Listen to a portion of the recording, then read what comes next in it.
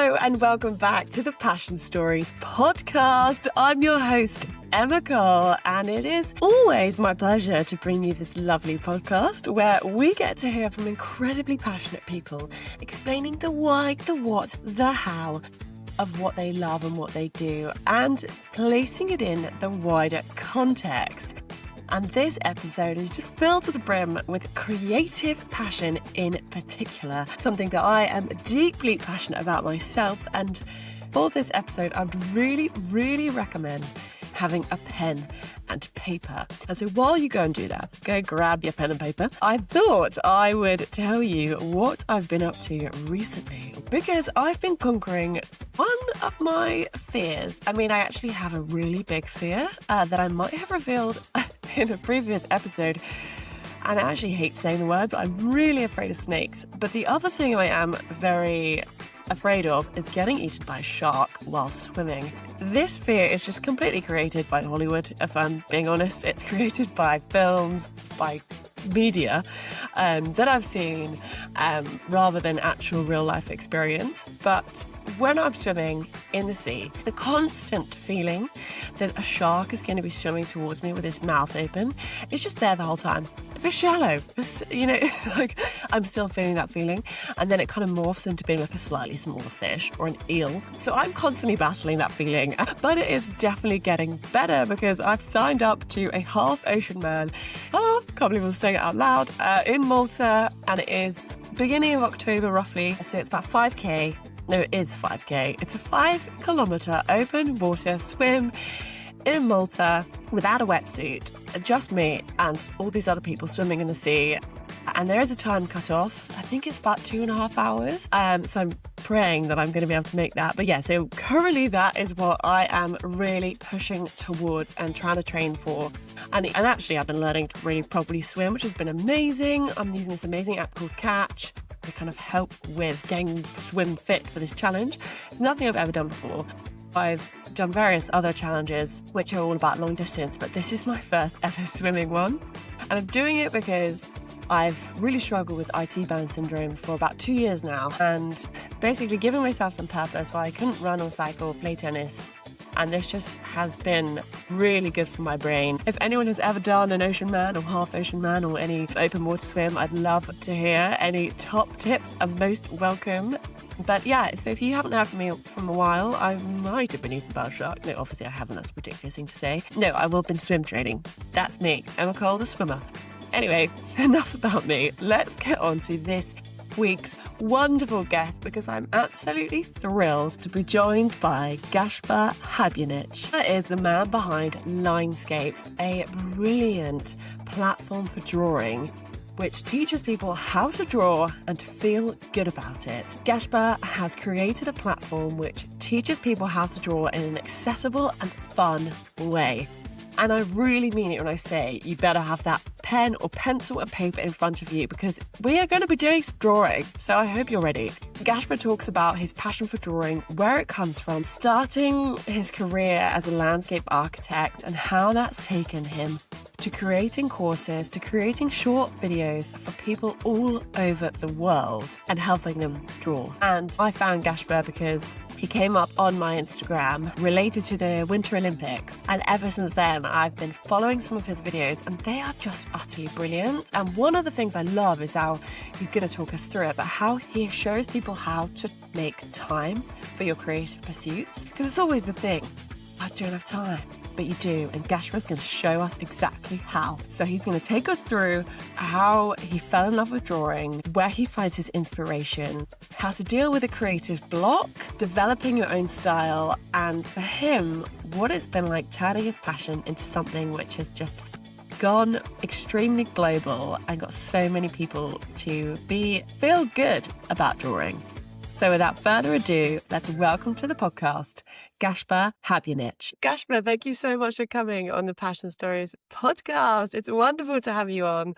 And I'm so excited because one of the things I love about what you do is that you want people to feel good about drawing. What does that mean to you? Thanks, Emma. I was really thrilled to get the invitation. I want people to experience creativity. because I think it's a wonderful human experience. It brings joy. It's good in so many ways, that we can also dive into. But creativity is one of those things where you are also very vulnerable, and because it's like a direct expression of yourself, and you put something out there and then you show it to others, and often it doesn't come out the way you imagined or hoped it would.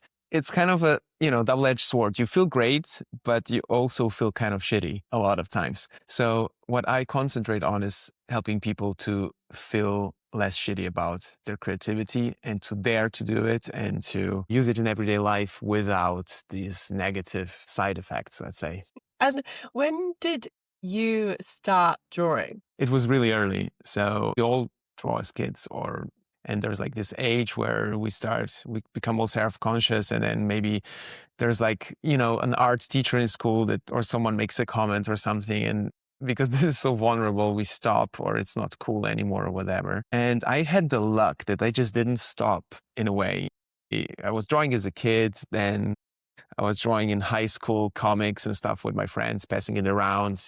Everyone filled in something. And then I studied landscape architecture at a university, which had a lot of hand drawing classes. And I was about to go into photography, but the first day that I got a sketchbook in my hand, I was like, no, this is way cooler. I mean, photography is great as well. Then the drawing became a daily thing. And at the end of university, I knew that I would probably stop drawing, because also as a landscape architect or any designer, as anybody out there will know, use a lot of digital tools and less hand drawing these days. So I had to kind of force myself to still draw. So the way I did it, I just told the world, I will keep drawing, in a way that I started uploading my drawings online every week. And yeah, that's how with some minor interruptions, I kept doing this since. One of the videos I love that you do is about creating time for your creativity. There's this little Venn diagram that you draw and make look so cool.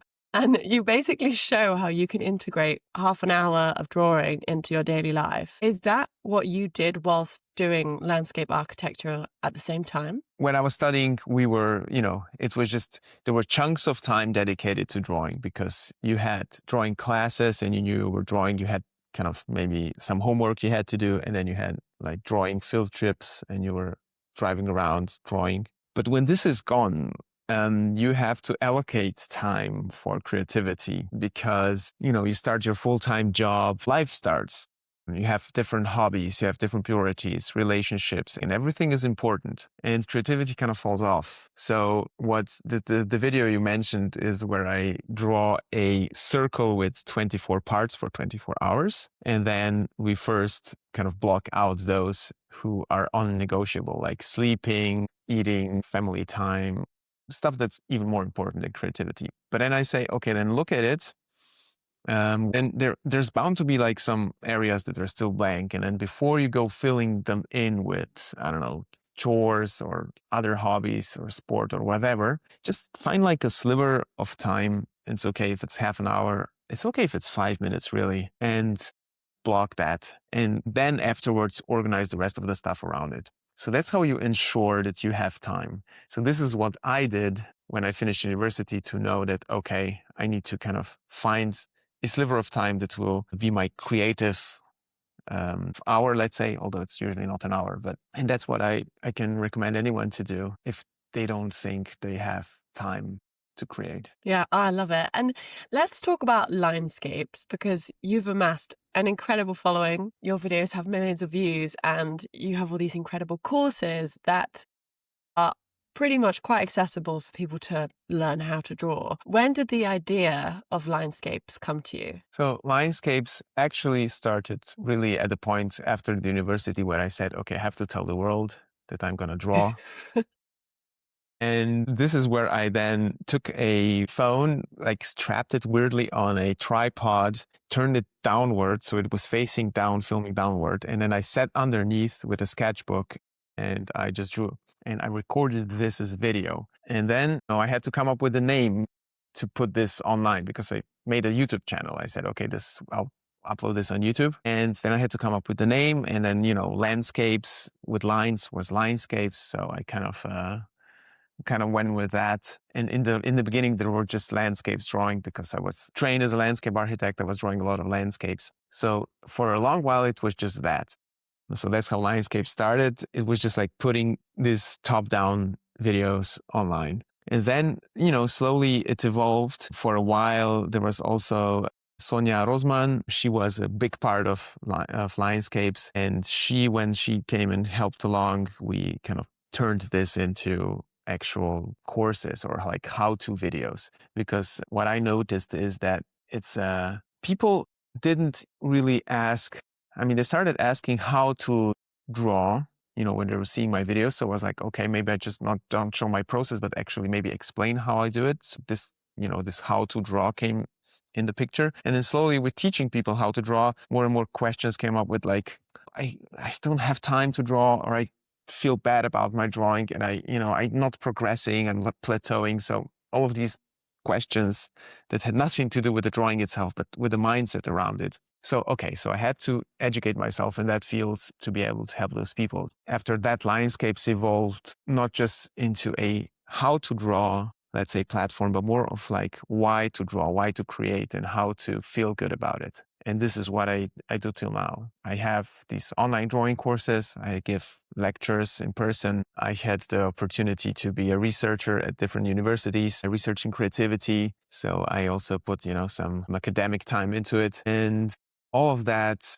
actually now gives me the ability to help people express themselves creatively through drawing. So in the end, it's not about the drawing. Let's say the drawings are the side products, but it's actually about this amazing process of creativity that is so beneficial for our brains and our well-being, and it's also really fun. Did you ever expect it to grow into something like this? Yeah, to be honest, I mean, everybody says, no, I never expected, but I wanted it to grow. I wanted it to grow into what it is, and I wanted it to keep growing because I just love sharing this message of creativity with others, and I hope it reaches as many people as possible. So yeah, I'm 100% behind this, that, it may get bigger. I'm working on it. It's not so important for me to these numbers, but what's important to me is just to get the message out to as many people as possible any way I can. So if social media helps, great. Now I'm writing a book. This will help, I guess. Hopefully, great. So whatever gets the message out. That's awesome. When is your book out? No deadline yet, so I cannot share many details yet, but it is in the process. And probably, as far as I learned, these things can take a while. So it's going to be like maybe a year and a half, could be 2 years before the book is actually on the shelf. Wow, very exciting. I actually grew up learning to draw cartoon characters from books. So I'll be one of the first ready to purchase your book because I love things like that. I think they're awesome. Fantastic. And I mean, you mentioned that you want to help people express their creativity because it's such a wonderful feeling. How does drawing and sketching, how does it make you feel? So for me, it feels like really pure joy. And it's not always the same. When I say it's pure joy, it doesn't mean it's also not hard and it's also, disappointing and I don't throw a lot of drawings away. But what I learned is to enjoy all of it, this process of, making it or, failing at it. I just like the process of doing it. And there is a special state that we enter when we create, and if we feel good about it, it's called this flow state of mind. It was researched by this researcher called Mihai Csikszentmihalyi, and he described it well. And in this flow state, our brain chemistry changes, and we kind of forget time. Breathing changes. We relax. We are focused. It's a very special feeling, and by many it has been described as the best feeling a human can experience. And I think that probably this is what I'm experiencing when I draw. I fall into this flow state. Time doesn't matter. I sketch a lot on travels or while hiking recently, even like while mountaineering, climbing. And when I see a view and the fingers start to itch, and then I have to sit down and have to draw it. And it doesn't matter if the group continues without me. It doesn't matter if the sun is getting down and I'm getting late, to go down from the mountain. It doesn't matter if, I miss a train almost on a travel. It's just so special. this feeling. And it feels so good that I want others to experience this as well. Ah, I love that. And I was completely captivated by that. I was imagining you on your train, like missing your train, sketching something, and just the world going past you as you were in that flow state. How do you keep up all that inspiration? Where does that inspiration keep coming from? This is a great question. And I must tell you that the inspiration many times is just not there. For example, what I learned is that you have to start working, creating first before the inspiration comes. Because there will be like sparks of inspiration. There will be these like lightning strikes of good ideas or like the urge, motivation to do it. But they're quite rare, actually, to be honest. So if you wait for inspiration to strike before you sit down to create, then you will never basically create, because you will be inspired at, I don't know, 10 a.m. during a meeting on a Tuesday, and you will not be able to sit down to create. So what you have to do, and what I do, is like start uninspired. Start by doing. And this is something, for example, Stephen Pressfield also described beautifully in his book War of Art, that you have to sit down and start working, and the muse will come, but the muse has to find you working. And I think this is completely true. So you have to just start doodling. In my case, I just have to get a pen out, have to get some paper, and it just start some doodles, and then let my mind wander. And maybe after a minute, something is interesting, I take a different pen, I do some other doodles, and those don't have to be good at all. They're just like really for nobody else except for me. And even for me, it's just warming up, or let's say fishing for ideas, attracting the muse. And maybe after 15 minutes, nothing happens. No ideas come. But sometimes they do. And most of the time they do. And then you get captivated by that and continue. So I think for anyone doing anything creative, it's important to know that inspiration is quite rare. You have to start without inspiration, and then it comes, or it's not, or it doesn't, and that's okay. And after all, you'll still have all the benefits of creating and feeling good and everything. Maybe even a drawing as a side product, but who cares? It's about this. Do you ever have moments when you don't feel like drawing at all? And what do you do in those moments? Of course, everybody has this. It's so normal. Like anything you love, you just sometimes don't feel like doing. To be honest, sometimes then there are like stretches of days when I don't draw, and I usually feel kind of worse if I don't do it. So when I catch myself that I didn't create anything and notice that, either other life obligations or something kind of rolled over me, then at least I try to, in the morning, go back to my creative routine, which is for me usually in the morning after waking up, working out, meditating, whatever, having my first coffee, and then sitting down to the completely free time of creating with no certain goal usually. Then I go back to this, and I notice that my day immediately improves. But the funny thing is, you have to kind of force yourself to do it, because this is like maybe like working out. You feel bad if you're someone who's used to moving and being active, and you don't do it for a while, you feel bad. But it's hard to start, not because you feel bad, because you're exhausted or something, but it would be good to do it. So what helps, I think, is creating out of habit. So if you create a habit, then it's easier to start. If you leave your tools out, it's easier to start. So I would say this is also where the thing comes in. Without inspiration, the sketchbook just has to be out there on the table. The pens should be out, or whatever you're creating with. And you have to make it easy for you to start, easier. So even when you don't feel like it, it's a habit. It's like, 9 in the morning, it's your 15 minutes of doodling. You sit down, you do it, and then you move on. That's a really brilliant idea, because a lot of times you clear away your stuff, you tidy the room or whatever, and you clear everything away, and then it's in the cupboard, and you never go back to it until weeks later, and you're like, there's my camera, or like, there's my watercolors. Yeah. So leaving it out with that intention, I'm going to do that. That's exactly the piece of advice I was looking for. Perfect. And I want to talk about stick people. I'm a big fan of a stick person, but I watched your video where you show us how to add joints, and it is transformational, but you also make it look so easy. So for anyone listening who's thinking, the classic, I'm not very good at art, I can barely do a stick person, could you take us through your process of improving the stick person? Of course, gladly. I can explain this for everybody listening as well. Take a napkin, take some paper you have lying around. It doesn't have to be an old envelope or whatever, you have around, and take a pen or pencil. It really doesn't have to be good.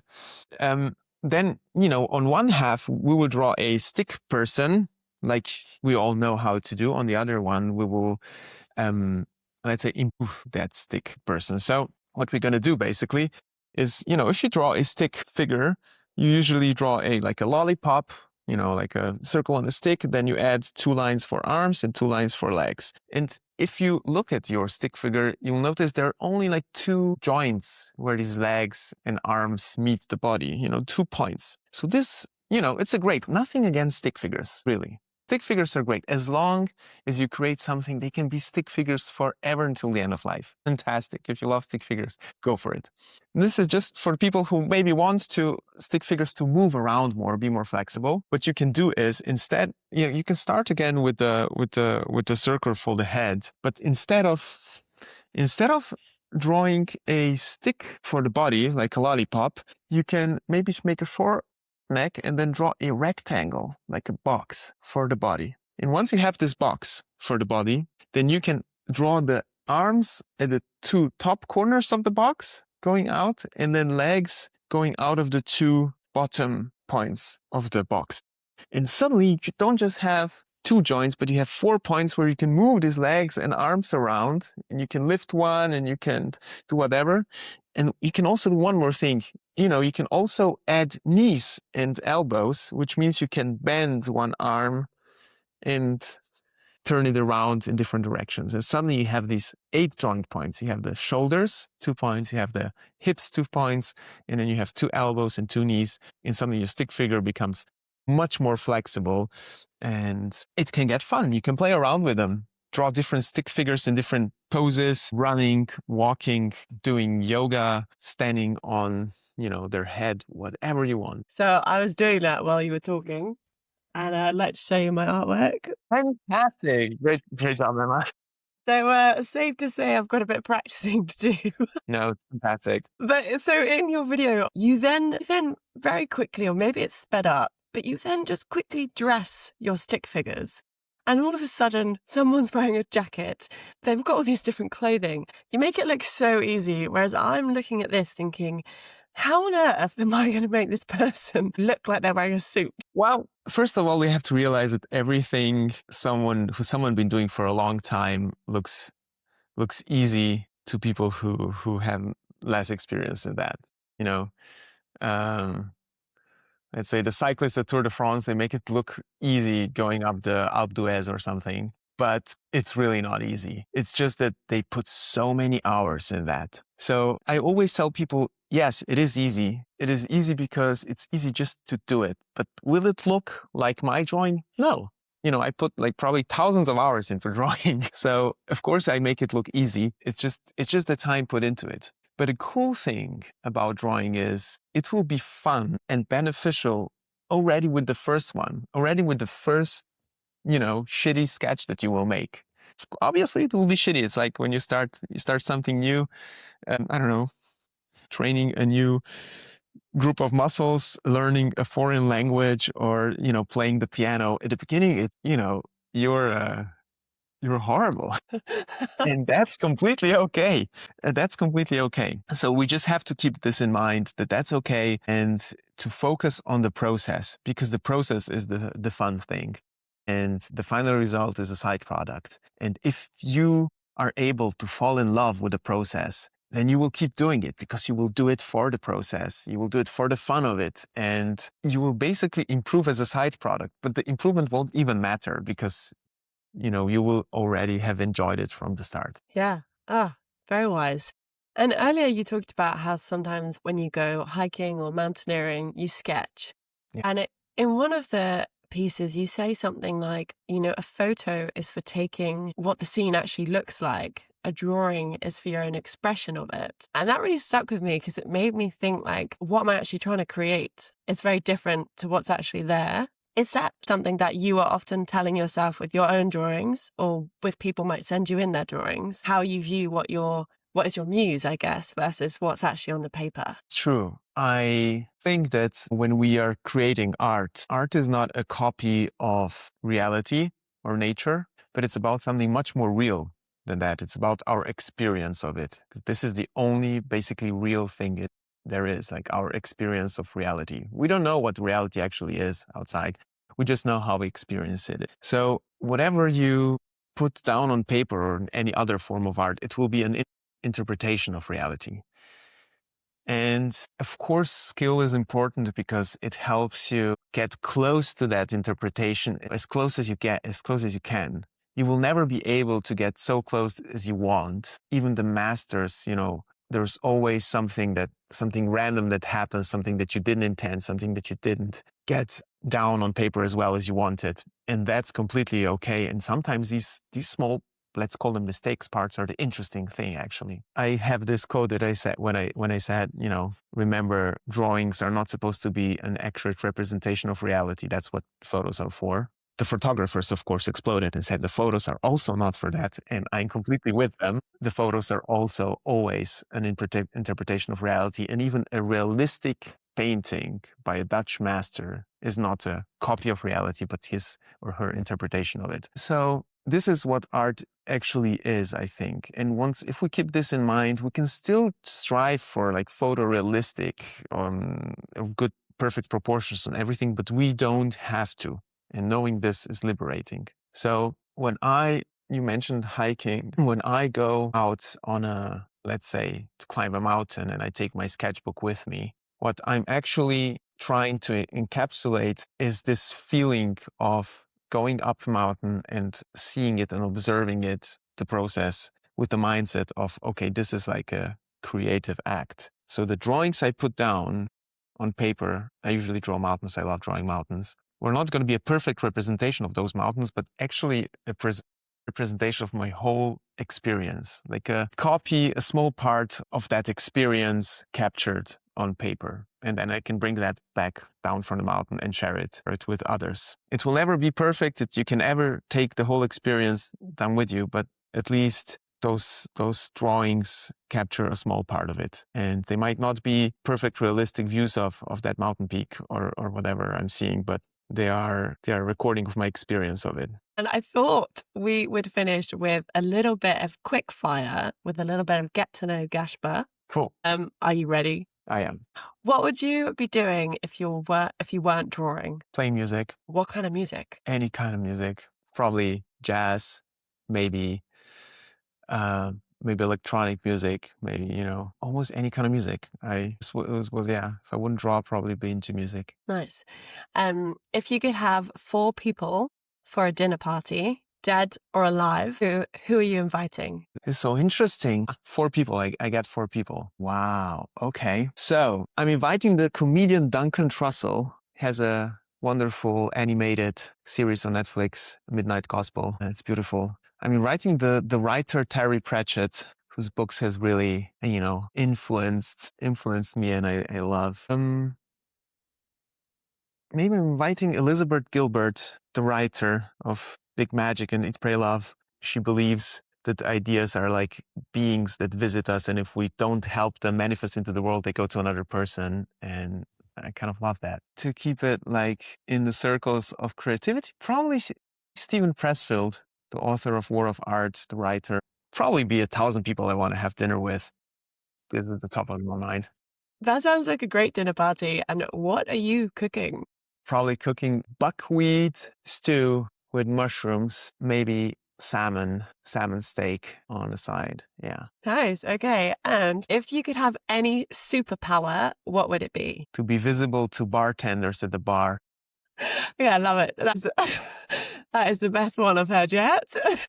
That's brilliant. I mean, just finally, thinking about drawing and everything you've achieved so far, what has been the best piece of advice that someone has given to you?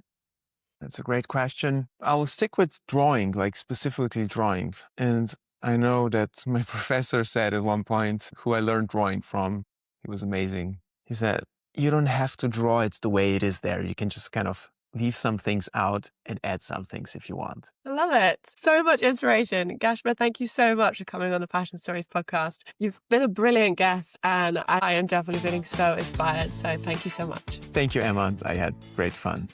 Well, I just love it. I hope that your drawing is there. I want to see them. Send me a picture of your stick person. I would love to see it. Honestly, I just think like the way that he draws, he's so talented. And not just that, he wants to share it with the world. And one of the things I just really love is, how it makes him feel. And he talks about going into that flow state and you suddenly, or you can think about his drawing and you're just there, you're in the picture and it's just happening. And I love that. And especially with drawing, as one is one's own worst critic, you can then be like, oh, I'm missing this. It doesn't actually look like that. But Gašper, his advice is you kind of just make it your own. It's your perspective on something. And that makes me feel a lot better actually about my own drawing. I also was intrigued by his philosophy of the muse will come to you, but you need to be working in order for the muse to come. And I was like, oh, that's interesting, because especially from a writing point of view, you can sit there and no words will appear on the screen or on the notepad, but just keep drawing. Maybe I just should keep putting words down. I'm definitely going to try that from a writing perspective. And also, I love the idea of taking a sketchbook hiking with you. And I've actually seen recently lots of people have been doing running journals. So they'll go on a run, they'll draw what they saw, or they'll take a picture of what they saw, they'll print it out, they'll write about their run in their journal, and it will be like this non-digital sort of form of memory. And it feels like it's a bit of a counter-attack, if you like, on the digital world. And it's something I think is really special and important. People going back to what we all started with, I guess. So quite fun. I mean, maybe do like a hiking journal of like drawing a picture wherever you go on your hike and writing about it. So you've just got that little memory there. I thought it was really quite special. And I would say, Gašper's videos are incredibly accessible and he's so good at what he does. And the courses are also accessible. Go and check them out. I've dropped all the links to everything in the description alongside his Instagram account and everything else. So go and take a look.